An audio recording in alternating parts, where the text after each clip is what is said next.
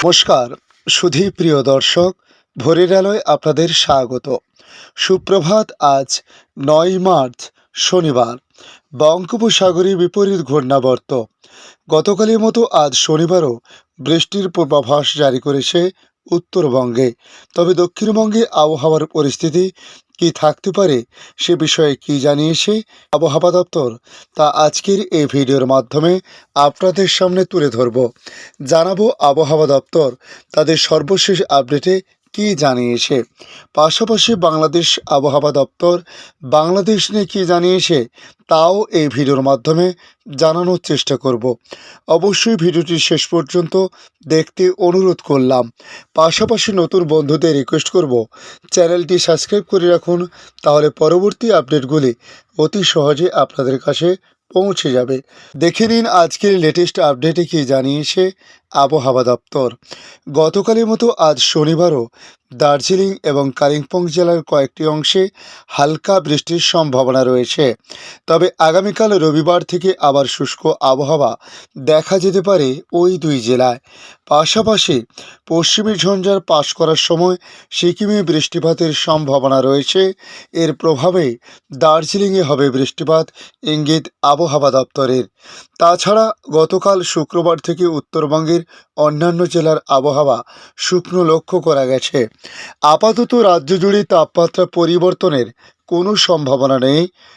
আইএমডির update অনুযায়ী আজ দার্জিলিংয়ের সর্বোচ্চ তাপমাত্রা প্রায় 16 থেকে 17 ডিগ্রির আশেপাশে থাকতে পারে এবং সর্বনিম্ন তাপমাত্রা 7 ডিগ্রি সেলসিয়াস থাকবে বলে জানানো হয়েছে।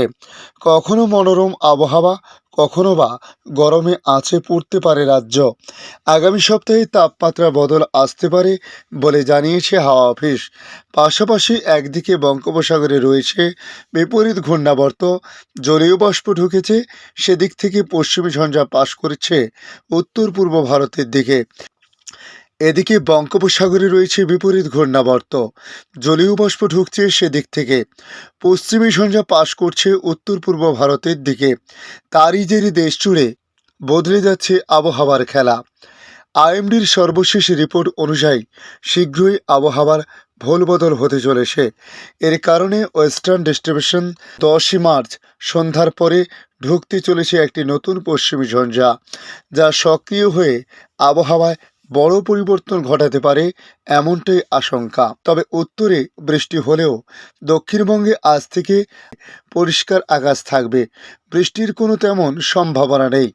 সকাল সন্ধে মনোরম আবহাওয়া আগামী শনিবার পর্যন্ত থাকতে পারে বলে জানানো হয়েছে।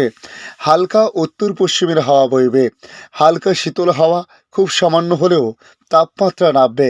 খুব বেশি উল্লেখযোগ্য পরিবর্তন নেই তাপমাত্রার, ইঙ্গিত আবহাওয়া দপ্তরের। তবে রবিবারের পর ফের বাড়বে তাপমাত্রার পারদ। সপ্তাহের শুরুতে বেশ কিছুটা বেড়ে যেতে পারে তাপমাত্রা। আগামী সপ্তাহে কলকাতায় তাপমাত্রা প্রায় 32 ডিগ্রি সেলসিয়াস বা তারও উপরে চলে যেতে পারে বলে জানানো হয়েছে। এখন দেখে নেব বাংলাদেশ আবহাওয়া দপ্তর বাংলাদেশ নিয়ে কী জানাচ্ছে।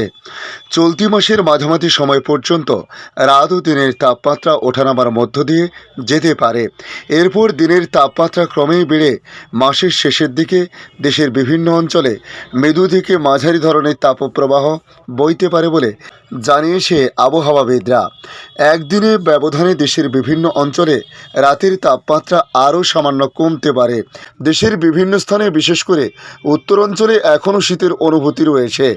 সাম্প্রতিক আবহাওয়া অধিদপ্তরের দৈর্ঘ্যমেয়াদী পূর্বাভাসের প্রতিবেদনে জানানো হয়েছে, মার্চের শেষের দিকে দেশের পশ্চিম ও দক্ষিণ অঞ্চলের উপর দিয়ে 1 থেকে 2টি মৃদু বা মাঝারি ধরনের তাপপ্রবাহ বয়ে যেতে পারে। এ মাসে দিনের তাপমাত্রা স্বাভাবিকের চেয়ে সামান্য বেশি থাকতে পারে। আগামী 24 ঘন্টার আবহাওয়ার পূর্বাভাসে আবহাওয়াবিদ মোহাম্মদ ওমর ফারুক জানান, অস্থায়ীভাবে আংশিক মেঘলা আকাশ সহ সারা দেশের আবহাওয়া শুষ্ক থাকতে পারে। এ সময় সারা দেশে দিনের তাপমাত্রা প্রায় অপরিবর্তিত থাকতে পারে এবং রাতের তাপমাত্রা সামান্য বাড়তে পারে। শুক্রবার অর্থাৎ আগামীকাল সারা দেশে দিন এবং রাতের তাপমাত্রা সামান্য বাড়তে পারে। তবে শনিবার সারা দেশে দিনের তাপমাত্রা প্রায় অপরিবর্তিত থাকতে পারে এবং রাতের তাপমাত্রা সামান্য কমতে পারে বলেও পূর্বাভাসে জানিয়েছে ওমর ফারুক। অন্যদিকে মার্চ মাসের পূর্বাভাসে আরও জানানো হয়েছে, এ মাসে সামগ্রিকভাবে দেশের স্বাভাবিকের চেয়ে কম বৃষ্টিপাতের সম্ভাবনা আছে। মার্চে দেশে 2 থেকে 3 দিন বজ্র ও শিলাবৃষ্টি, হালকা বা মাঝারি ধরন এবং একদিনে তীব্র কালবৈশাখী ঝড় হওয়ার সম্ভাবনা রয়েছে। ধন্যবাদ সম্পূর্ণ ভিডিওটি দেখার জন্য। ভালো লাগলে লাইক, শেয়ার, কমেন্ট করবেন।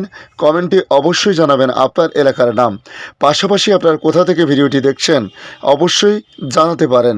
তার সঙ্গে নতুন বন্ধুদের কাছে রিকোয়েস্ট করব চ্যানেলটি সাবস্ক্রাইব করে রাখার জন্য, যাতে পরবর্তী আপডেটগুলি অতি সহজেই আপনাদের কাছে পৌঁছে যায়। ভালো থাকুন, সুস্থ থাকুন। ধন্যবাদ।